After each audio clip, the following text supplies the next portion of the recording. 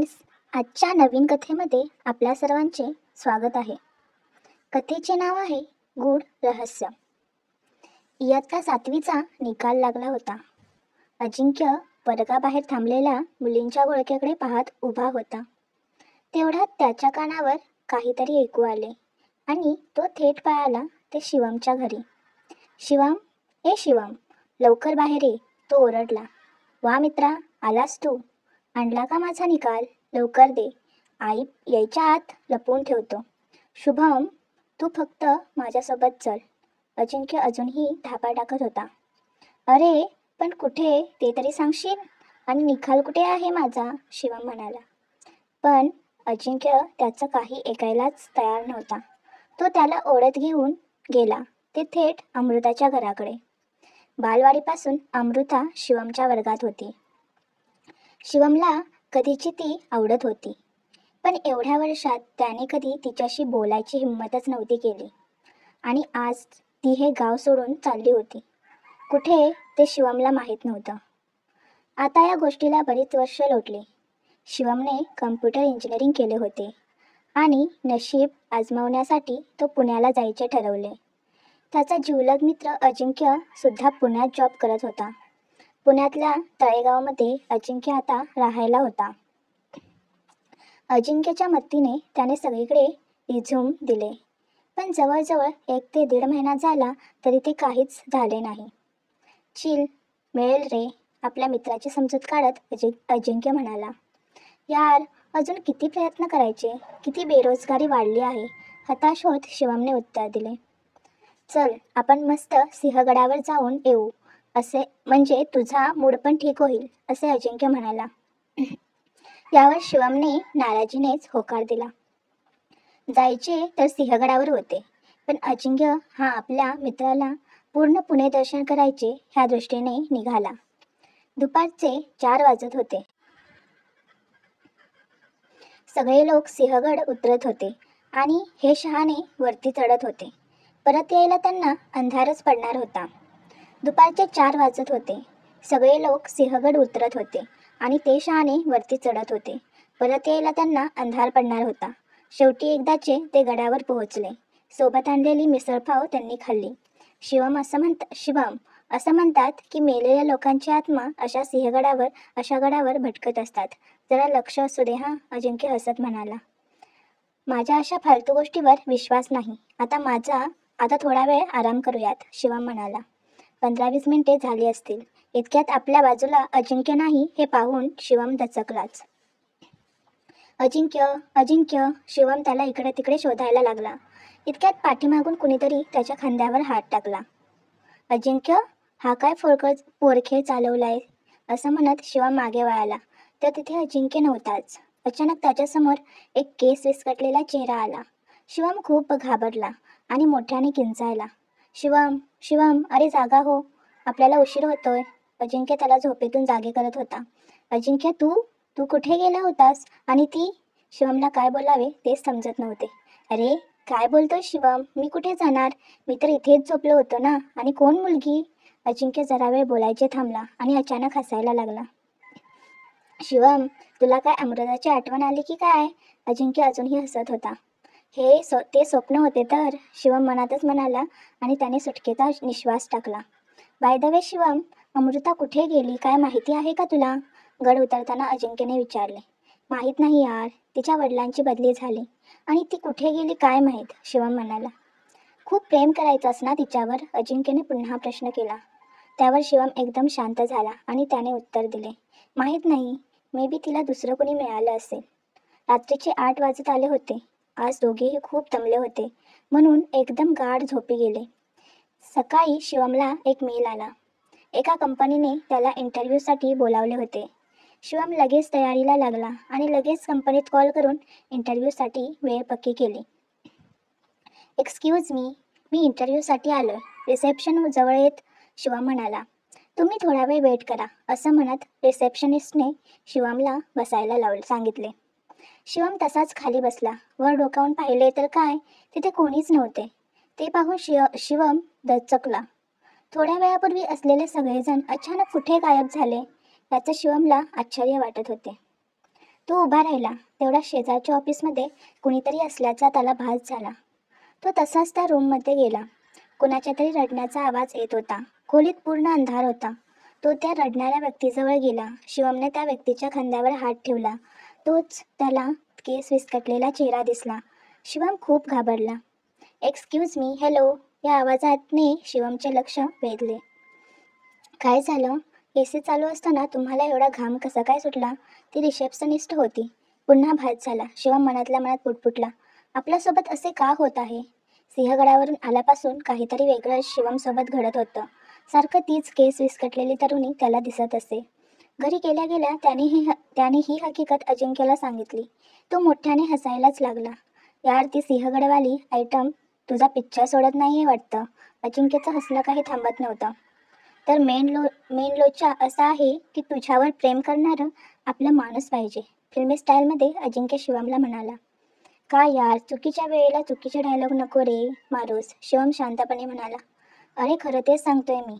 अरे तुला जे भास होतात ना, त्याचा अर्थ असा आहे की तुला कुणीतरी हवं आहे, तुझ्यावर प्रेम करणारं, तुझी काळजी घेणारं, अजिंक्य शिवमला समजावत होता. पण त्याच्यासाठी एवढे भयानक भास? शिवम एकदम शांत झाला. आता जाऊ दे ना, चल जेवण करूत. अजिंक्यने विषय बदलला. 3 दिवस झाले होते. कोणत्याच कंपनीचा काहीच रिप्लाय आला नव्हता.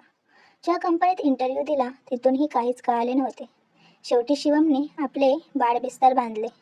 शिवम, अरे कुठे चाललास? पुन्हा पिकनिकला जायचंय का आपल्याला? वा, मस्त. पण मग मला सांगितलं का नाही? अजिंक्यने विचारले. शिवम एकदम शांत झाला.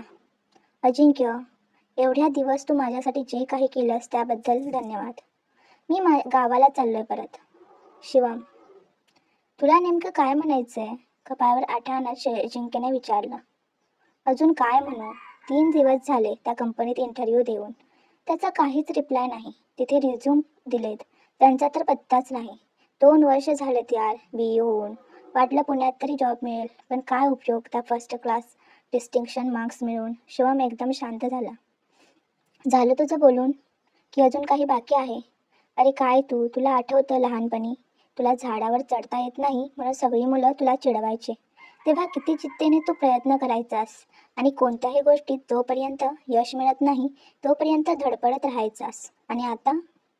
अजिंक्य त्याला समजावून सांगत होता, पण त्याचे भाषण थांबले ते शिवमला आलेल्या फोनमुळे.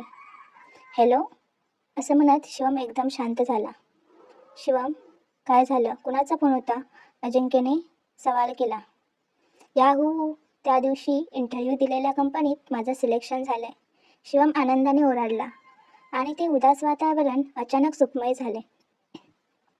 सोमवारपासून शिवमला कंपनीत बोलावले होते. शेवटी तो दिवस आला. कंपनीत सगळ्या फॉर्मॅलिटीज झाल्यानंतर त्याला डेव्हलपमेंट डिपार्टमेंट देण्यात आले. तिथल्या मॅनेजरने शिवमचे स्वागत केले. Welcome mister Shivam. चला मी तुम्हाला तुमचं काम समजून देतो, मॅनेजर म्हणाला. असं म्हणत तो शिवमला काहीतरी सांगत होता. इतक्यात एका मंजूळ आवाजाने शिवमचे लक्ष वेधले. सॉरी सर, जरा उशीर झाला, ती तरुणी म्हणाली.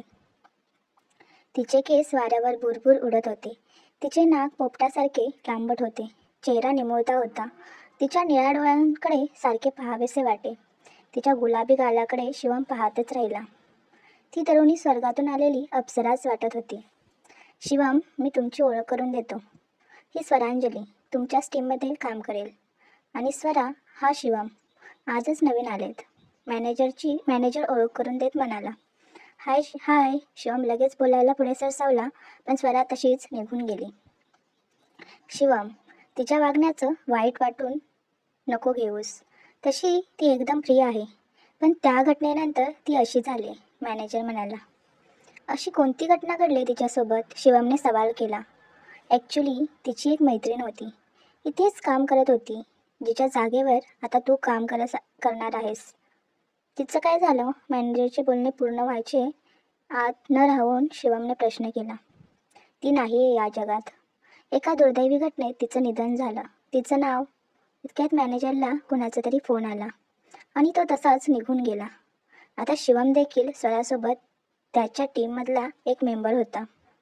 मस्त हॉट आहे ना स्वरांजली? या आवाजाकडे शिवमचे लक्ष गेले. Excuse me Shivam. तो समोरून एक तरुण त्याच्याकडे येत होता. त्याचे डोळे लाल होते. बहुतेक तो रोज निदान एकतरी बियर घेत असेल यात अजिबात शंका नव्हती. आणि कदाचित कालची त्याची अजून उतरली नव्हती. प्लीज तुम्ही जरा नीट बोला, शिवम जरा मोठ्यानेच म्हणाला. तोच एक तरुणी शिवमच्या कानात कुजबुजली. तो संदीप आहे, आपला टीम लीडर. जरा सांभाळून, नाहीतर बॉसकडे तक्रार करेल तो तुझी. का? बॉसचा काही जावई आहे का तो? शिवमने रागातच विचारले. सांगायला वाईट वाटतं, पण होणार आहे तो आपल्या मॅनेजरचा जावई, ती तरुणी म्हणाली. इथेच आमची एक मैत्रीण होती, आमच्यासोबत काम करायची बिचारी. खूप प्रेम करायची संदीपवर, पण गेली ती. तरुणीचे डोळे भरून आले. हे काय चाललं तुमचं? आणि जरा कामाला लागा चला, संदीप म्हणाला. शिवमने आतापर्यंत सगळ्यांची ओळख करून घेतली. आता बाकी होती ती फक्त स्वरांजली. स्वराच्या जागे शेजारी शिवमची जागा होती. शिवम हळूच तिथे गेला. हाय, मी शिवम. आजच जॉईन झालोय, शिवमने सुरुवात केली. हिम्मत कशी झाली माझ्या मैत्रिणीची जागा घ्यायची? ही जागा तिची आहे, ती मोठ्याने ओरडली. सगळे शिवम आणि स्वराकडे पाहत होते. शिवम आपले काही चुकले का याचा विचार करत होता. आय एम सो सॉरी, मला असं बोलायचं नव्हतं, असं म्हणत स्वरा तिथून निघून गेली. संध्याकाळ झाली होती. शिवमने दिलेले काम आटोपले आणि तो आता घरी जायच्या तयारीत होता. तिच्या अशा वागण्याचा जास्त विचार करू नकोस, तुझी काहीच चुकी नव्हती, मगाचीच ती तरुणी शिवमकडे येत म्हणाली. हाय, मी शैलजा. तिच्या या बोलण्यावर शिवमनेही हाय केला. ती खूप वेळेपासून शिवमला काहीतरी सांगायचा प्रयत्न करत होती, पण कामाच्या नादात सांगत नव्हती. पण तू इथे येऊन खूप मोठी चूक केली. तिच्या तोंडून असे ऐकल्यावर मात्र शिवम काळजीत पडला. इथं नेमकं काय चाललंय हे जाणून घ्यायची शिवमला देखील उत्सुकता होती. तू पेपर नाही वाचत का? शिवमच्या कपाळावरच्या आट्यांकडे पाहत शैलजा म्हणाली. का? वाचतो ना, रोज कुठे जॉब आहेत ते कायम शोधत असायचो. पेपर आणि इंटरनेट वापरतो म्हणून तर या कंपनीत वॅकन्सी असल्याचे समजले ना, म्हणून तर हा जॉब मिळालाय, शिवमने एकदम खुशीत उत्तर दिले. पण तुझ्याच अगोदर ह्याच कंपनीत याच जागेवर आत्तापर्यंत 4 जण येऊन गेलेत. त्यांचं काय झालं माहीत आहे का तुला? शिवमचं बोलणं मध्येच थांबवत शैलजा म्हणाली. जरा समजेल अशा भाषेत काहीतरी सांगशील का? शिवम आता पुरता वैतागला होता.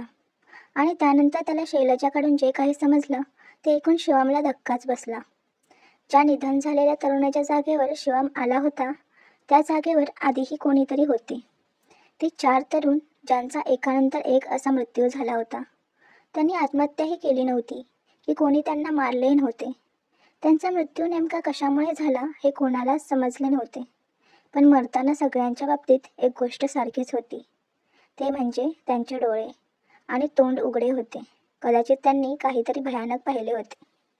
सगळेजण असे म्हणतात की तिच्याच आत्म्याने त्या सर्वांना मारले. आता ती तुलाही नाही सोडणार, शैलजा पुढे म्हणाली. तिचा मृत्यू नेमका कसा झाला आणि नाव काय होतं तिचं? मध्ये शिवमने विचारले. अरे शिवम, शैलजा तुम्ही अजून इथेच? ओव्हर टाईम करायचा विचार आहे काय? या आवाजाकडे दोघांचे लक्ष गेले. ते त्यांचे मॅनेजर होते. सर, मी निघालेच, असं म्हणत शैलजा निघून गेली. सर, मी तुम्हाला एक विचारू? हळू आवाजात शिवम म्हणाला. अरे शिवम, आज तुझा पहिलाच दिवस ना, जा घरी जा, जाऊन आराम कर, असं म्हणत मॅनेजर निघून गेला. शैलजा सांगत होते की आपल्याला जसं स्वप्न पडायचे तसंच स्वप्न त्या 4 तरुणांना पडत असे. आपल्याला पडणारे स्वप्न, त्या चौघांचा मृत्यू, तसेच त्याआधी झालेला त्या तरुणीचा मृत्यू, या सर्वांमध्ये काहीतरी गूढ लपले होते. कशाही परिस्थितीत हे गूढ सोडवायचे असे शिवमने मनात पक्के केले आणि तो त्या तयारीला लागला. घरी गेल्या गेल्या शिवमचे विचारचक्र सुरू झाले. अजिंक्य अजून आला नव्हता. हॅलो अजिंक्य, कधी येणार आहेस तू? अजिंक्यला फोन करत शिवमने विचारले. अरे मला उशीर होईल, तू जेवण करून घे, अजिंक्यने उत्तर दिले. अरे ऐक ना, रद्दीचे पेपर कुठे ठेवलेस तू? शिवमने विचारले. अरे मागच्या रूममध्ये कोपऱ्यात असतील बघ, पण तुला काय करायचंय? रद्दीला देतोस का पेपर? सकाळी येणारा रद्दीवाला संध्याकाळी कसा काय उगवला? अजिंक्यची बडबड सुरू झाली, पण तोपर्यंत शिवमने फोन ठेवला होता. शिवमने मागचे पेपर चाळायला सुरुवात केली आणि गूढ उकळायला सुरुवात झाली. शैलजाने सांगितले त्याप्रमाणे त्या कंपनीतल्या त्या चौघांचा मृत्यूची बातमी होती. कंपनीत जॉईन झाल्याच्या दर 20 दिवसानंतर त्यांचा मृत्यू झाला होता आणि तेही भीतीने हृदय बंद पडून. पण त्यांनी नेमकं काय पाहिलं होतं याचं उत्तर अजून शिवमला मिळालं नव्हतं. जॉबला लागून आता शिवमला आठवडा झाला होता. स्वरांजलीसोबत हळूहळू त्याची मैत्री वाढत होती. स्वराला तिच्या त्या मैत्रिणीबद्दल कधीही विचारायचे नाही असे शिवमने ठरवले होते. कदाचित स्वरांजली शिवमला आवडत होती, पण शिवम ते मान्य करायला तयार नव्हता. कारण आधीच त्याला कुणीतरी आवडले होते, ती म्हणजे त्याची अमृता. पण तिला नेमकं शोधायचं तरी कसं आणि कुठं, हा पण खूप मोठा प्रश्न होता. शिवमला जॉबही चांगला लागला होता. आजपर्यंत केलेल्या कष्टाचे चीज झाल्यासारखे शिवमला वाटत होते. रात्री नेहमीप्रमाणे शिवम घरी आला. त्याला कोणाचा तरी फोन आला होता. तो त्याच्या गावावरून होता. शिवमची आई खूप आजारी असल्याचे त्याला समजले. जाणे भाग होते. अजिंक्यने त्याची समजूत काढली. शिवम गावाला गेला. खूप दिवसानंतर शिवमला पाहून त्याच्या आईला खूप आनंद झाला. शिवमने त्याच्या आईची चांगली काळजी घेतली. 5 दिवसात ती बरी झाली. शिवमला लगेचच आपल्या जॉबवर परतायचे होते आणि लवकरच तो पुण्याला निघाला. शिवम, अरे अमृता भेटते का तुला? आईने जाता जाता शिवमला विचारले. ती मला कशी भेटेल?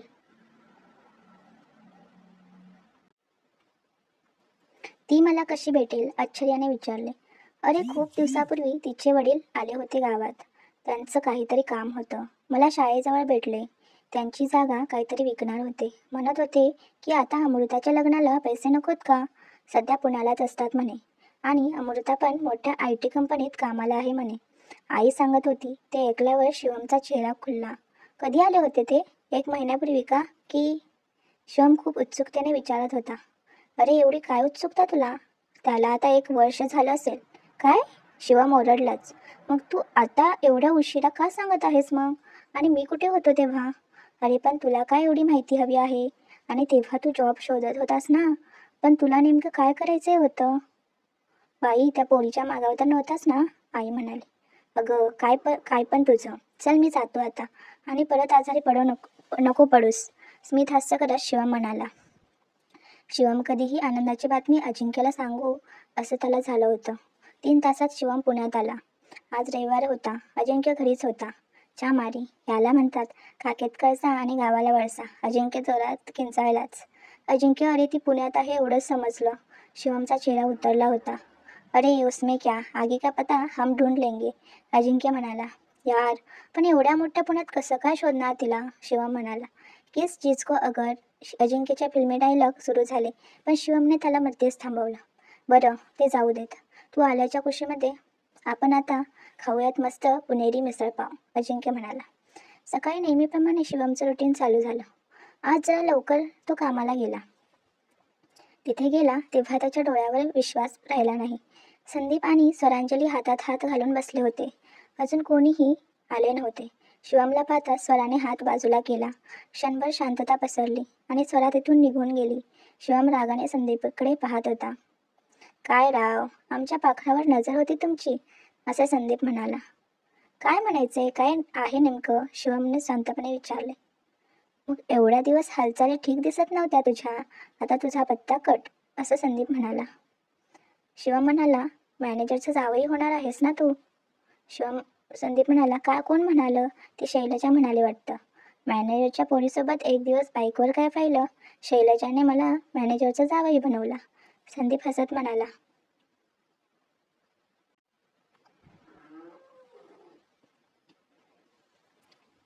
हे तू ठीक करत नाहीयेस, मॅनेजरच्या मुलीसोबत आणि स्वरांजलीसोबत, शिवम म्हणाला. इतक्यात त्यांना मॅनेजर आत येताना दिसले. थांब, आताच तुझे प्रताप मॅनेजरला सांगतो की तुमच्या मुलीला फसवतोय हा. शिवमचा रागाचा पारा चढला होता. नक्कीच जा, सांग, हसत संदीपने उत्तर दिले. शिवमही मॅनेजरकडे निघाला. गुड मॉर्निंग सर, शिवम म्हणाला. ओ मिस्टर शिवम, तुम्ही आज कंपनीत कसे? मॅनेजरने सवाल केला. सॉरी, मी समजलो नाही काही, शिवम म्हणाला. अरे तू आता इथे जॉबला नाहीस, तुला काढून टाकण्यात आलंय, मॅनेजरने सांगितले. पण कारण समजू शकेल का की काय चुकले माझं? शिवम म्हणाला. सगळ्यात महत्त्वाचे म्हणजे तुझा परफॉर्मन्स ठीक नाही आणि अजून बरंच काही संदीपने सांगितले मला सगळं, असं म्हणत मॅनेजर आत निघून गेला. अजून काय काय सांगितलंस बॉसला? शिवम आता आपला राग अनावर होत होता. हेच की गेले 4-5 दिवस तू नशेत पडला होता, आता नीट झाला, असं म्हणत संदीप हसायला लागला. शिवमला आता जाण्याशिवाय काहीच पर्यायच नव्हता. शिवम तिथून बाहेर आला. इतक्यात त्याच्या मागून कोणीतरी हाक मारत असल्याचं त्याला जाणवलं. ती शैलजा होती. मला माहीत आहे शिवम की तुझी काहीच चुकी नाही. सगळं त्या संदीपमुळे झालंय. तुला स्वरांजली खूप आवडायची ना, म्हणून त्याने तसं केलंय. काय जादूटोणा केलंय त्याने तिच्यावर काय माहीत. त्याच्या ताब्यातच आली ती आता. अमृताला पण असंच जाळ्यात ओढलं होतं त्याने. काय म्हणालीस? कोणती? शैलजाचं बोलणं मध्येच थांबवत शुभमने विचारलं. अरे अमृता साने, मस्त मुलगी होती रे, स्वराची बेस्ट फ्रेंड. शैलजा बोलतच होती आणि शिवमच्या डोळ्यातून पाणी वाहू लागले. कारण तीच होती शिवमची लाडकी अमू. ती तिथेच कामाला होती हे आज शिवमला समजलं. ती आपल्या कामात एकदम हुशार होती आणि तिची बढतीही होणार होती. पण अचानक तिचा मृत्यू झाला आणि सगळंच संपलं. पण तिचा मृत्यू कसा झाला? शिवमने पुन्हा सवाल केला.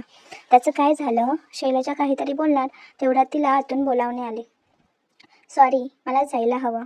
अगं पण ती कसं काय? शिवम अजून काही विचारणार तेवढ्या शैलजा आत निघून गेली. शिवम थोडा वेळ तसा स्तब्ध उभा राहिला आणि परतीच्या वाटेवर निघाला. उशिरा कसं काय? कधीची वाट पाहतोय तुझी. आणि तुझा मोबाईल पण स्विच ऑफ आहे. काय झालंय? चेहरा का उतरलाय तुझा? अजिंक्य शिवमला म्हणाला. अरे एक सांगायचं होतं तुला, शिवम म्हणाला. काय झालंय नीट सांगशील? अजिंक्य म्हणाला. अरे अमू सापडली, शिवम म्हणाला. वाव, ग्रेट न्यूज यार. पण कसं काय अचानक भेट झाली वाटतं, हो ना? अजिंक्य उत्सुकतेने विचारायला लागला. यार, शिवम बोलायचं थांबला. अरे लवकर सांग, अजिंक्यला राहवत नव्हते.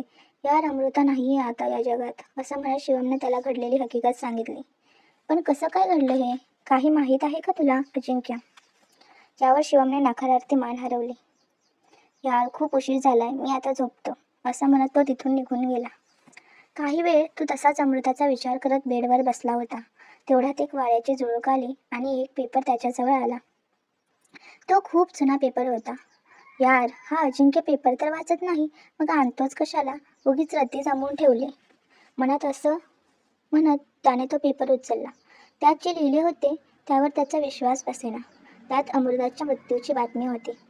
अमृता साने हिचा सिंहगडावरून पडून मृत्यू झाला होता. आणि विशेष म्हणजे तिच्यासोबत कोणीही नव्हते. असं कसं? कोणीही सिंहगडावर एकटं कसं काय जाईल? नक्कीच स्वरांजलीचं काम असणार हे. कदाचित स्वराला संदीप आधीपासून आवडत असणार. म्हणजे तिचं ते उदास होणं वगैरे सगळं खोटं होतं की काय? शिवम सत्ताच वेगवेगळे तर्क करत होता. तेव्हा अचानक त्या पेपरमधून हात आले आणि त्यांनी शिवमचा गळा दाबला. शिवम डोळे फाडून बघतच होता. पुन्हा त्याला तोच केसाने विखुरलेला चेहरा दिसला. आता मात्र शिवमचे शुद्ध हरपले आणि शिवम बेशुद्ध झाला. जेव्हा शुद्ध आले तेव्हा तो चक्क सिंहगडावर होता. शिवमला धक्क्यावर धक्के बसत होते. तिथे कोणीही नव्हते. तो फक्त एकटाच होता. अचानक त्याला कोणाच्या तरी पावलांचा आवाज आला. तो त्या दिशेने धावला, पण तिथे कोणीच नव्हते. शिवमचे शरीर घामाने ओलेचिंब झाले होते आणि तो मागे वळाला. अचानक त्याला पुन्हा तोच चेहरा दिसला. कोण आहेस तू आणि मला का सतावत आहेस? तेवढ्यात कुठून तरी वाऱ्याची झुळूक आली आणि तिच्या चेहऱ्यावरचे केस दूर झाले. आता शिवम तिचा चेहरा स्पष्ट दिसत होता. शिवमने नीट पाहिले. अमृता? शिवम आश्चर्याने ओरडलाच. एवढ्या वर्षानंतरही शिवम तिला ओळखू शकला. हे सगळं काय आहे? शिवम म्हणाला. तिला वाचव शिवम, अमृता म्हणाली. तिला कोणाला? स्वराला वाचव त्याच्यापासून. नाहीतर जसं त्याने मला मारलं तसं तो तिलाही मारेल, अमृता म्हणाली. कोण? मला सांग, कोण आहे तो? का आणि कसं मारले त्याने तुला? शिवम मोठ्याने ओरडला. तेवढ्यात अमृताने आपला हात पुढे केला आणि शिवमला त्याचा हात आपल्या हातावर ठेवण्याचा इशारा केला. शिवमने तिच्या हाताला स्पर्श केला. तोच त्याला करंट बसल्याचे जाणवले. त्याचे डोळे उघडले तेव्हा तो तिथे एकटाच होता. अमृताची आत्मा तिथून गायब झाली होती. इतक्यात त्याला कुणाचा तरी बोलायचा आवाज आला. Happy birthday to you, happy birthday to you, happy birthday dear Amrita, happy birthday to you. त्याने नीट पाहिले तर तो संदीप होता आणि त्याच्यासोबत होती ती अमृता. यार, काय सरप्राईज दिलंस तू मला. खरंच खूप आनंद झालाय, अमृता संदीपला सांगत होती. मग म्हटलं की आपण लई मोठं सरप्राईज द्यावं, म्हणून घेऊन आलोय मी तुला इथं सिंहगडावर. आता फक्त आपण दोघेच आहोत, संदीप हसत म्हणाला. जानू, मी खरंच खूप खुश झाले. I love you so much. Amruta खूप खुश होती. चल तिथे कडावर जाऊन टायटॅनिक पोजमध्ये एक फोटो काढूयात, संदीप म्हणाला. त्यावर अमृताही तयार झाली. अमृता एकदम कडेला उभी राहिली. तेवढ्या संदीपने तिला खाली ढकलले. अमृता हवेत अधांतरी लटकत होती आणि तिचा फक्त एक हात संदीपच्या हातात होता. संदीप, हे काय करतोयस तू? काय आहे नेमकं तुझ्या मनात? अमृताने घाबरत विचारलं. फक्त 20 दिवस झालेत आपली लवशिप सुरू होऊन आणि लगेच लग्नाचे विचारत होती तू मला सारखी. संदीपचे डोळे लाल फडक होते. संदीप, प्लीज नको करू असं, अमृता त्याला विनंती करत होती. यार, तसं पण आता तुझं जे प्रमोशन होणार होतं ना, ते आता माझं होणार. तुला काय वाटलं मी खरंच प्रेम करतो तुझ्यावर? अगं अगं पोरी असतात कशाला टाइमपास करायला, असं म्हणत संदीपने अमृताचा हात सोडला. तिच्या किंकाळीने सिंहगडावरची ती शांतता भंग पावली. अमृता, हे सगळं पाहून शिवम मोठ्याने ओरडला. शिवम शांत हो, डॉक्टर शिवमला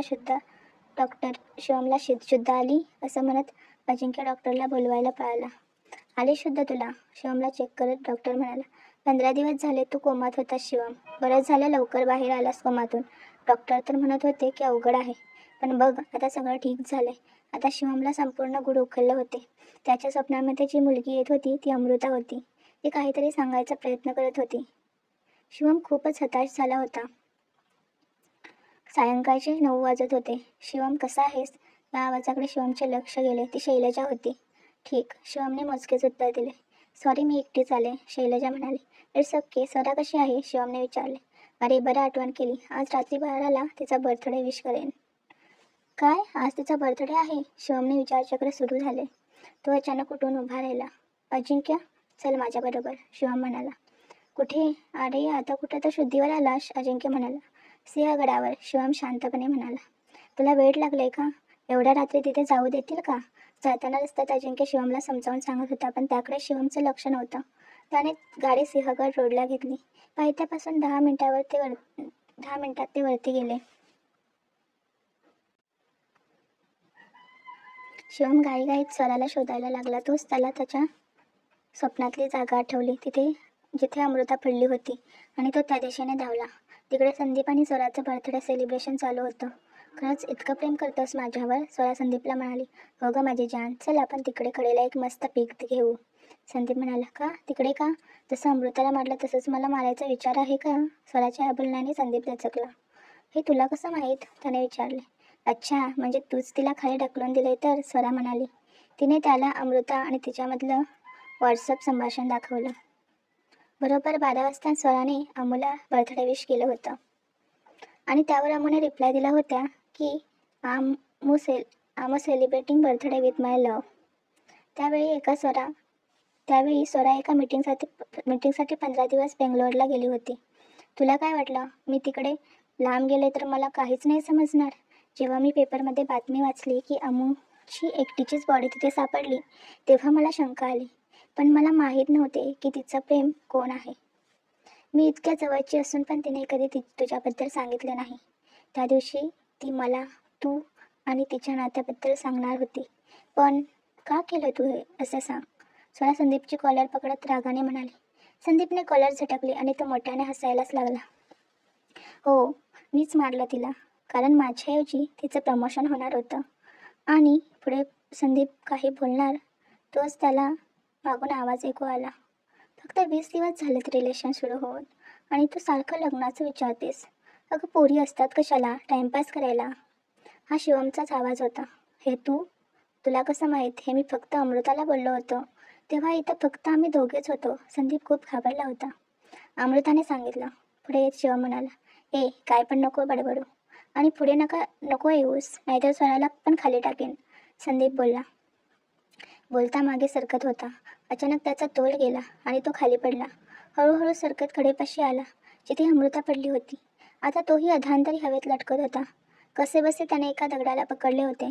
वाचवा वाचवा, संदीप मोठ्याने ओरडायला लागला. वाचवेन, पण आधी कबूल कर की तूच अमृताला मारले. शिवम, हे काय करतोय? जाऊ दे त्याला तसंच खाली, स्वरा म्हणाली. नाही स्वरा, त्याला आता कोर्टात शिक्षा करेल, असं म्हणत शिवमने मोबाईलमध्ये रेकॉर्डिंग चालू केलं. हो, मीच मारलं तिला. संदीपचे सगळे बोलणे शिवमने रेकॉर्ड केले. आता तरी वर घ्या मला, मी कोणतीही शिक्षा भोगायला तयार आहे, संदीप ओरडला. शेवटी स्वरा आणि शिवमने त्याला वर खेचले. शिवमने स्वराला घट्ट मिठी मारली. दोघांच्याही डोळ्यात पाणी होते. मोबाईल शिवमच्या हातात होता. तोच अचानक संदीपने बेसावत असलेला शिवमचा हातातला मोबाईल हिसकावून घेतला आणि काय होतं हे कळायच्या आत तो खाली दरीत टाकून दिला आणि स्वराच्या गालावर एक जोरदार ठोसा लगावला. त्यामुळे स्वरा खाली कोसळली आणि बेशुद्ध झाली. आता कोण शिक्षा करणार मला? कोण देणार पुरावा? हा हा हा. संदीप मोठ्याने हसायला लागला. तुला शिक्षा करायला पुराव्याची काय गरज आहे? शिवमच्या मागून आवाज आला. संदीपने तिकडे डोळे वटारून पाहायला लागला. हे कसं शक्य आहे? तू? संदीप घाबरला. कारण शिवमच्या मागे अमू होती. शिक्षा तर तुला होणारच. आठव तू मला कसं मरण्यासाठी सोडून दिलंस. खाली पडले तरीही 10 मिनिट जिवंत होते मी. अमूचा चेहरा भयानक दिसत होता. नाही, मला नको मारूस प्लीज, असं म्हणत संदीप मागे मागे सरकायला लागला आणि अचानक त्याचा तोल गेला. एक अर्थ किंकाळी ऐकू आली आणि पुन्हा एकदा भयान शांतता पसरली. शिवम, मी आता चालले. खूप वाईट वाटतं की तुम्हाला शोधायचा प्लॅन करत होतास आणि मी. अजून एक प्रश्न पडलाय ना तुला की ते 4 लोक जे तुझ्या आधी कामाला आले होते त्यांना मी का मारलं? कारण ते संदीपचे तट्टू होते. तुझ्यासोबत जे काही घडायचं त्याबद्दल स्वराला काहीही नको सांगूस, नाहीतर ती मला कधीच विसरू शकणार नाही. स्वरा खूप आवडते ना तुला, तिला लवकर प्रपोज मार मग, नाहीतर ती दुसऱ्या कोणाची तरी होईल. चल, निघते मी आता. माझ्या आत्म्याला आता शांती लाभेल, काळजी घे, असं म्हणत अमृता अदृश्य झाले. तेवढ्यात स्वरा शुद्धीवर आली. शिवम, संदीप कुठे आहे? तिने विचारलं. संदीपला त्याच्या बापाचे प्रायचित मिळाले, शिवम शांतपणे म्हणाला आणि क्षणभर शांतता पसरली. शिवम कुठे आहेस तू? दम लागला यार तुला शोधून. आणि तू? या आवाजाने ती शांतता भंग झाली. तो अजिंक्य होता. शिवम, चल लवकर यार, तू म्हणत होता ते खरं आहे वाटतं. खरंच आत्मा वगैरे असतं वाटतं यार. कालच न्यूजवर भारतातले 10 हॉन्टेड प्लेस दाखवत होते आणि कदाचित त्यात हे देखील असेल. प्लीज चल लवकर. त्याच्या या बोलण्यावर शिवम हसायला लागला आणि पुन्हा सिंहगडावर भयान शांतता पसरली.